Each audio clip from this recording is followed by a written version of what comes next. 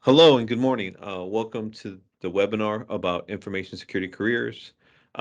What is the right path in 2022? Is it a degree? Is it a certification? Thank you to Cal Poly Pomona for asking us to host this presentation. And thank you to the following campuses for also participating in this webinar. We have Cal State Chico and we have Cal State Channel Islands. Before we get started, this is obviously for Cybersecurity Month, so we'd like to talk a little bit about that. Cybersecurity Month, the theme this year is see yourself in cyber. There's not enough cybersecurity professionals right now in the profession, and there's a huge gap. So if you're a graduating student, if you're barely going to start, your college experience, this is a great time because there's going to be a lot of openings for you. Cal Poly Pomona on October 20th at 10 a.m. to 2 p.m. We'll have the cybersecurity fair. There is the link up there, www.cpp.edu/cyberfair. I will be there. I will be there in person to say hello to anybody who is there, and I am happy to be there. Let's get started with a little bit about why we're here. So the theme, like I mentioned, is see yourself in cyber. I will turn over to one of our hosts right now, Chris. Sure. So this year's theme for See Yourself in Cyber, this is going to revolve around four themes. And so these are the main focal areas that are going to revolve around for throughout the month of October. So some of these themes will include enabling multi-factor authentication for your personal devices and accounts, understanding the benefits and security advantages and ease of use of password managers, installing updates on a regular basis, enabling automatic updates when possible, and also recognizing to reporting phishing. This also remains to being the primary threat that cyber criminals use today. Thank you, Chris. So going forward, I will talk a little bit about our speakers here. I'll refer to one as Chico Chris, and I'll let him introduce himself in a minute. And we have CI Chris. So we have Chris Murphy from CSUCI, and my name is Carlos Miranda. I'm currently the CISO at CSUCI. Now let's get to know our speakers. Hello, everyone. So I began my IT career at Chico State in 2007, and I've had many exciting roles, notably in cybersecurity, beginning in 2014 when I joined our ISEC team here. In 2020, I actually joined Sacramento State as an information security risk analyst, and then very recently rejoined Chico State as their new information security officer and director of identity access management. This is my alma mater. I have a degree in business, and I have currently a CISSP and also a GIAC certification in security leadership. Now, Chris, your mascot there at Chico is the Bobcats, I'm assuming? We are the The Wildcats. Wildcat. All right. We See, are I the wanted to clear that Wildcats. up. I want to clear that up. All right. And CI Chris. Hello, I'm Chris Murphy. I've been with California State University Channel Islands since 2002. I joined as a student and part of the first freshman class here, Channel Islands being the newest of the CSUs, and worked as a student assistant and have worked myself. I've been here ever since now and the manager of user services. My education is in biotechnology, but I've got a passion for IT.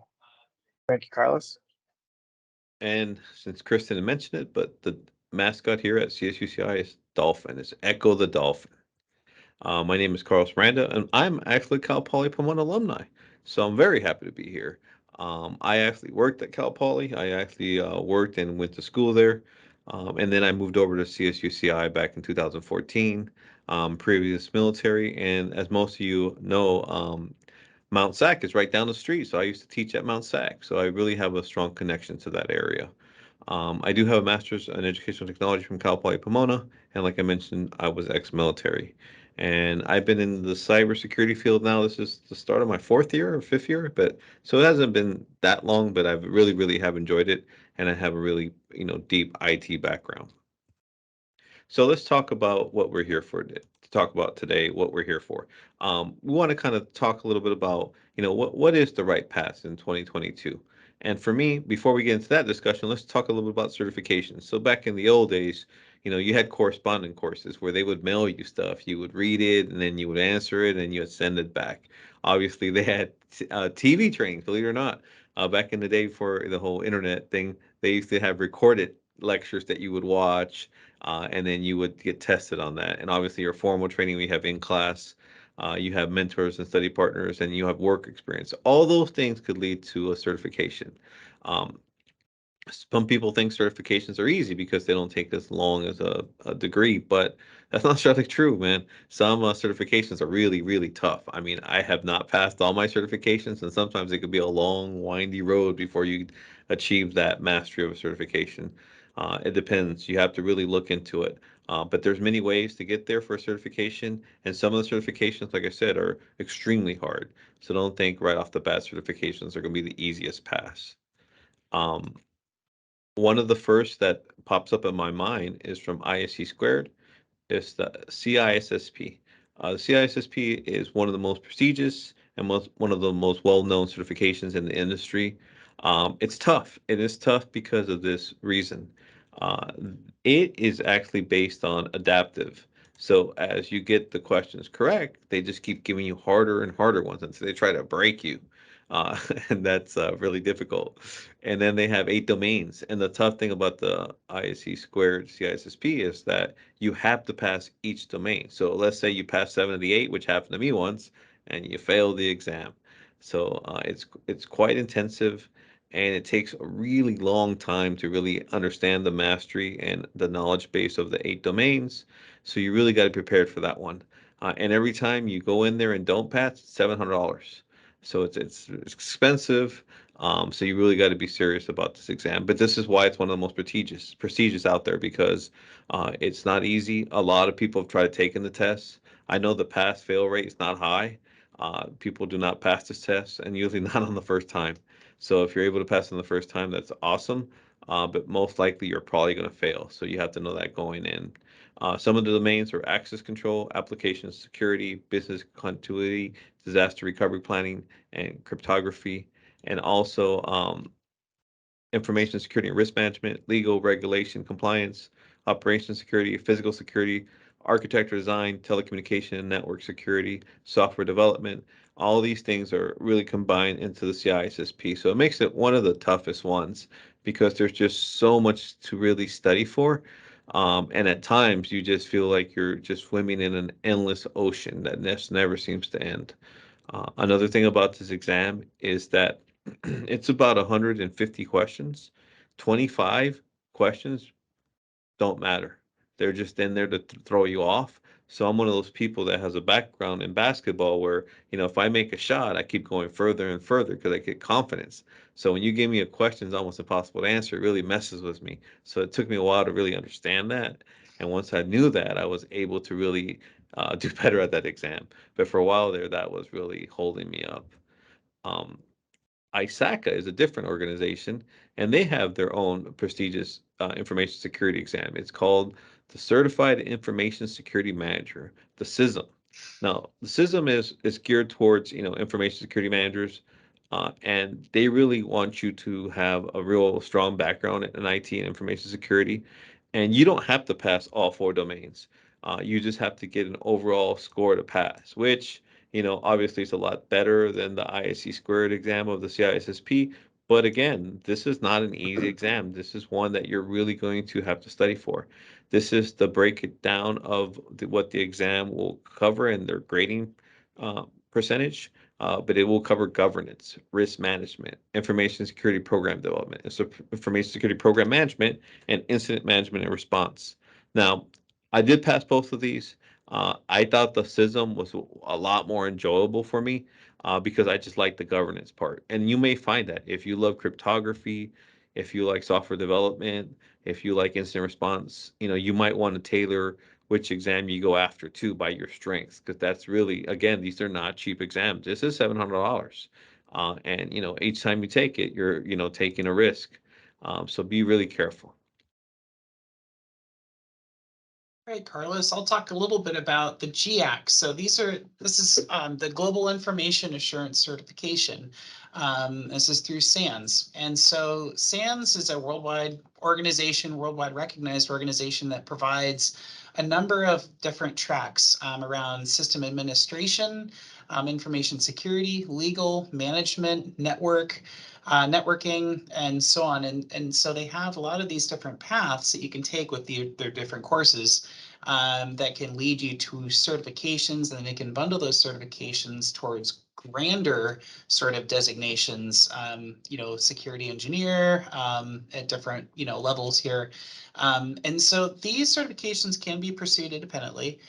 For me, when I joined the Information Security Office, I took the GSEC, which is the Security Essentials Certification, because I wasn't really sure what I wanted to get the experience needed to really understand security at a ground level, a technical level. And gosh, that broadened my horizon to just about all the different topics that are included in security. And there are many more.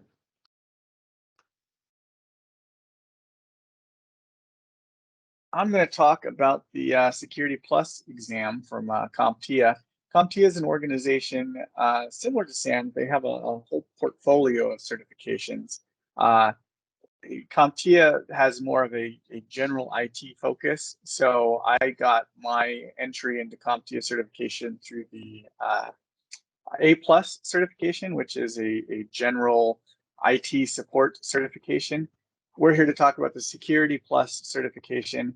That's it's an entry level certification into the security realm. It's going to test for your security knowledge mastery. You do need some experience before as a prerequisite for sitting this exam. They want 2 years of on-the-job experience. They're looking for networking. The preference is to have A+ and Network Plus going into Security Plus, or those are kind of the 3 starter exams with CompTIA, and like the SANS, they bundle together and create grander certifications as well. The Security Plus will cover system security, network infrastructure, access control, assessments and audits, cryptography, organizational security. Again, it is a more entry security certification. Don't let that fool you into thinking it's simple. It's not. It does take a lot of study, but it's a good way to kind of dip your toe in and get a feel for what certification is like. The cost is about half of the other certifications that we've talked about. Still, not expensive, but certainly not inexpensive either. My experience with this certification, you will get through it and you will be stressed out because it's your first security exam that you've done. You'll click that submit button. You'll be ready to find out how you did, and the screen's going to pop up and say, please take a 15-minute survey, and it's going to drive you nuts. You want to know how you did. So be prepared for that if you set the Security Plus exam.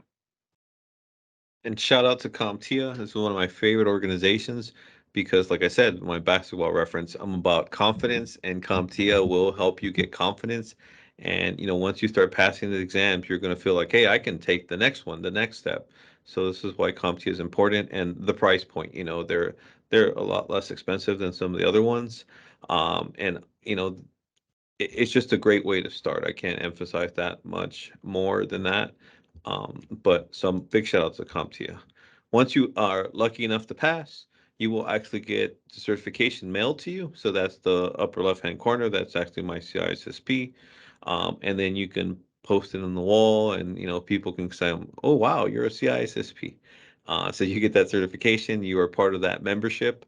And a lot of HR departments, that's what they look for. They look for, make sure if you're looking for an information security officer, that you have your CISSP. They will look at that reference number, and they will make sure that you are actually certified. Then you also get the opportunity to get badges. So right there, you see I have the CISM and the different CompTIA ones, and like Chris mentioned, I have stackable ones too. Once you pass multiple exams, they will give you a stackable cert. But this is basically for you to put on LinkedIn or anywhere else, and also companies. They can go up and look at your badges and see what have you been certified in. So this is a great way, especially young college students who have not had a lot of work experience, you can show like, hey, look, I just need a chance. I'm able, capable, and I'm certified. So this is a great way to start. Let's now start talking about some of the opportunities in information security. The first thing you want to do is go ahead and go to cyberseek.org pathways.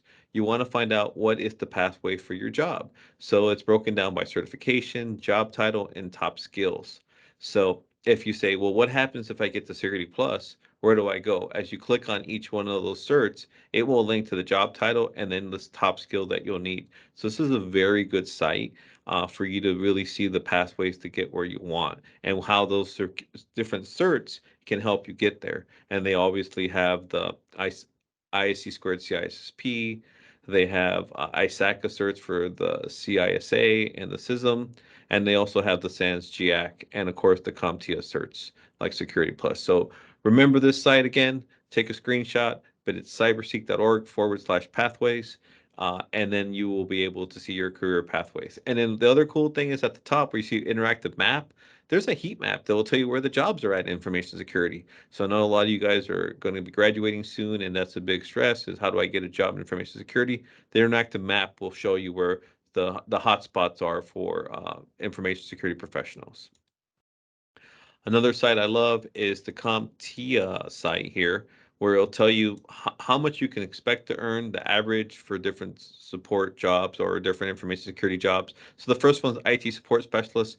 You can expect around $50,000 a year. Again, remember, these are national numbers. California, because of the cost of living, could be a little bit higher. Some states could be lower, but this is just a medium salary. And CompTIA is really good about updating this. So they have one for networking, cybersecurity, software web developer, and data specialist.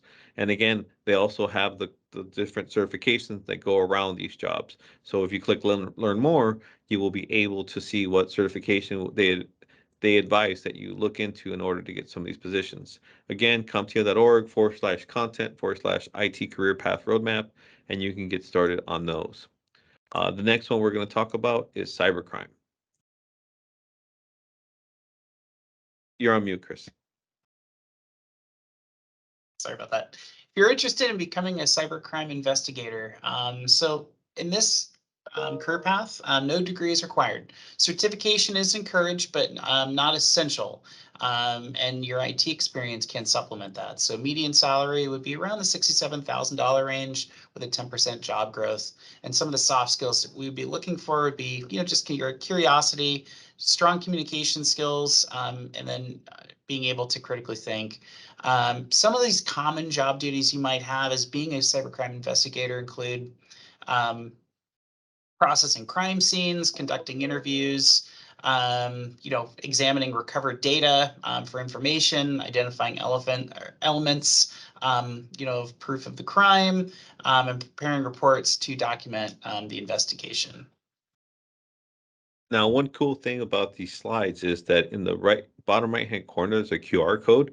If you take your smartphone and take a picture of that, you will get more information about these jobs. So if there's one that really stands out to you, like, oh, I want to know a little bit more about that, shout out to cyber.org, and then they will tell you a little bit more about the position. So your cybercrime investigator has just done all the investigation. Now we're talking about the cyber forensics expert. This level, a degree is required. You're looking for a master's degree in forensics is great. Bachelor's degree is a must. Your median salary, $70,000. Huge job growth, 28%.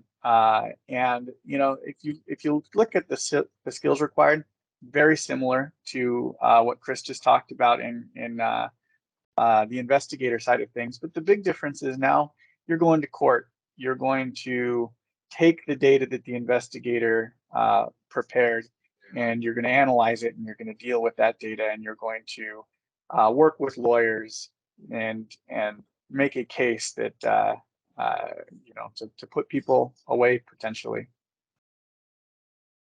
So this is a very interesting job for me because when I was going to school, I did want to go into law enforcement. So this is one of those jobs where, you have to be prepared to testify in court, which is always a scary thing because the lawyers will ask you hard questions. But again, this is a very promising career field because it's growing. They all really are, but this is one that really I do see is going to just grow and grow.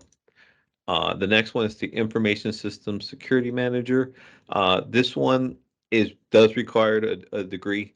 Obviously, if you have a degree in cybersecurity or computer science, the salary is high, and that's the first thing people always look at, right? Ooh, 6 figures.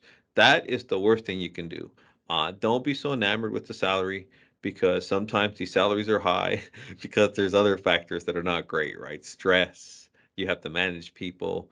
And my thing about salaries is if you're good and you like what you do, you will make money. So don't the first thing you should do is never ever really look at the salary. I like to look at the job growth. That's important because if you're in a job that may pay well, but the growth is really limited, it's going to be hard to get in there. Obviously, some of the soft skills that you need, and soft skills are super important. Let me emphasize that again.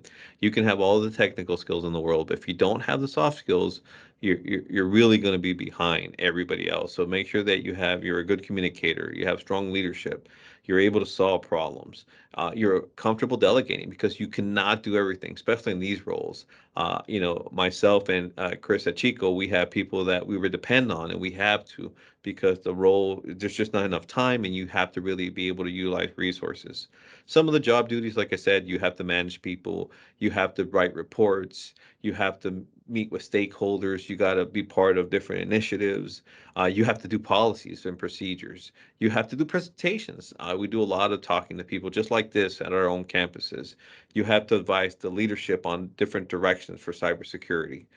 You have to manage teams, you have to manage other areas and help them out sometimes. I have to work with Chris Murphy here at CSUCI on a lot of projects because there's a lot of security portions of it that, he will ask me for my advice. He goes, hey, what do you think, Carlos? Are you good with this direction? So there's things you have to do as this role that you're going to have to really create a good communication, and you're going to have to really meet people on some issues and say, look, this is where I'm at, how can we get there together, with security being a big focus for me.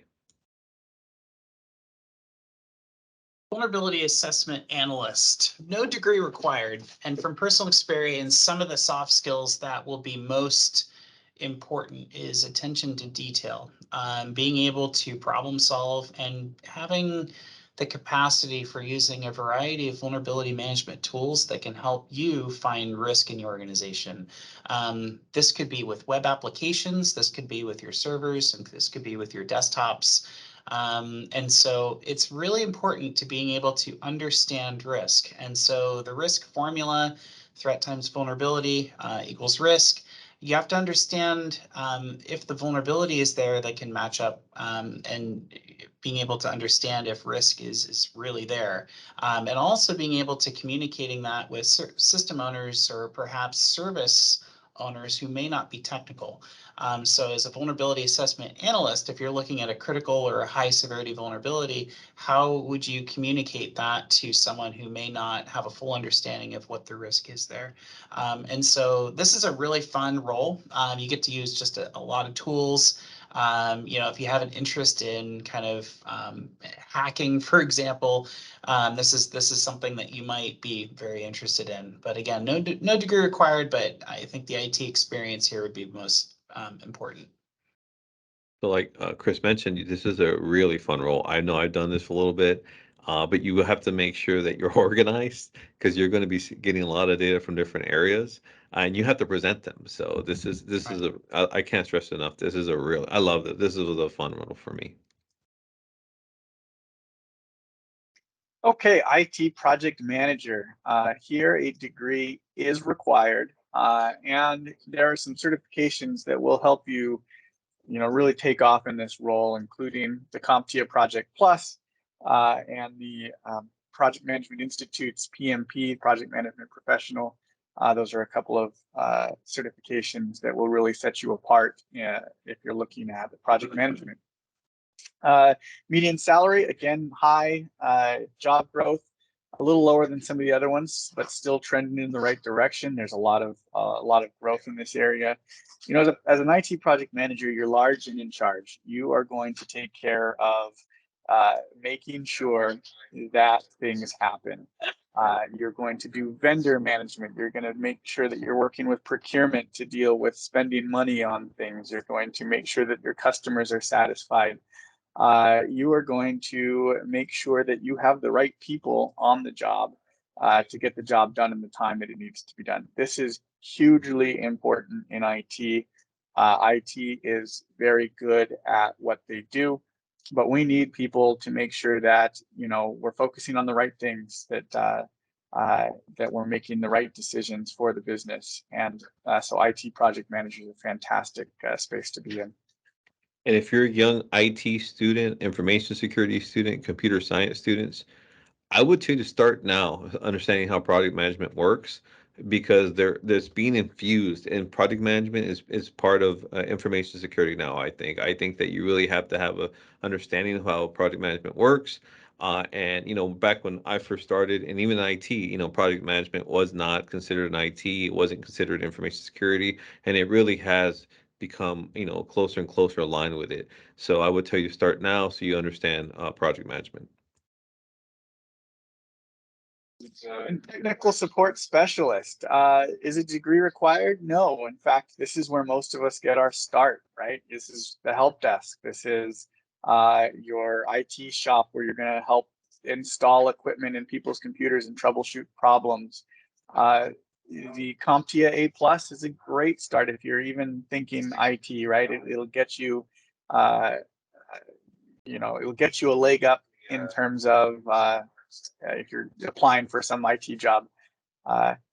Eventually, you know, the degree is going to be needed if you want to take this technical support specialist to maybe a management level, like I've done. But you know, this is your entry into IT. The median salary 50,000. Job growth still 11% is great, right? IT isn't going anywhere. Things are just getting more complicated. On the soft skills side, super important to be able to solve problems. That is kind of the IT support specialist's whole reason for being. It's, I've got something going on with my computer. I need to get back to work, you know, get me back up and running. Attention to detail, resource management. Again, time is your number one resource. You know this, you're taking classes. Take that so seriously. Learn to be a good time resource manager, and you'll be very successful.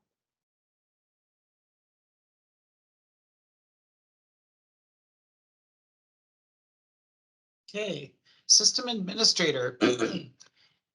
Degree is not required in this particular role, however, highly encouraged. Now you're getting into more of the business side of what your systems and servers are there to achieve, but highly encouraged. Median salary is going to be around 62,000, and some of the skills that would come with this role would be being a strong leader, being a good communicator, having great organization, project management skills, being, again, kind of a problem solver, and being very analytical, because now you're actually managing and maintaining not just the vulnerabilities, but the systems themselves. So there's quite a bit here to being responsible for. You're going to be updating, you're going to be patching, troubleshooting software that's running on your servers.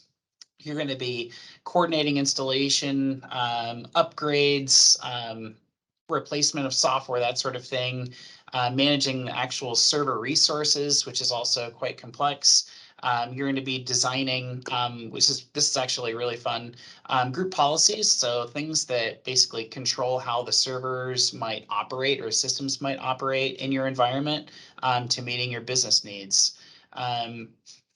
And so this is actually a really fun one. Actually, I spent, I think, the first half of my career in IT as a systems administrator, and it really gave me that, I think, full picture around what security is here to achieve.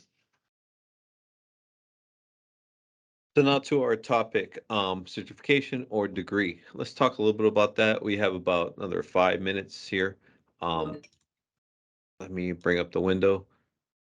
So Chico Chris, CSUCI Chris, let me start off with, first I will say that's kind of a, kind of a trick question for me, because honestly, if you're a young professional and you're just getting started, you don't have a lot of work experience, a degree is a great way to go because you're going to be able to get, student workers, opportunities at your university. You'll be able to grow especially as a young person. So and eventually, if you want to get into management, you're going to have a degree. With that said, though, like Chris Murphy mentioned about the entry level position, if you have a certification, you will stand out above other prospective applicants. If you have, an A plus, a network plus, even a security plus. So I really believe that certifications are important, especially now. Some of these certifications, honestly, I had a choice to make myself. I had an opportunity to go for a doctorate, or I could focus on my information security certifications, and I just didn't see the doctorate right now being so important for me as those certifications. So it just depends on your pathway, depends where you're at in your stage of your career. Obviously, education is super important. So it's a depends for me. Let's go with Chico, Chris.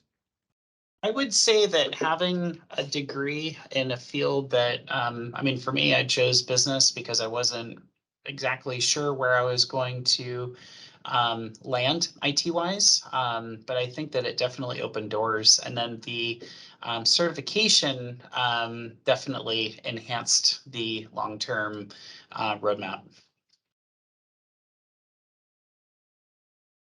CI, Chris?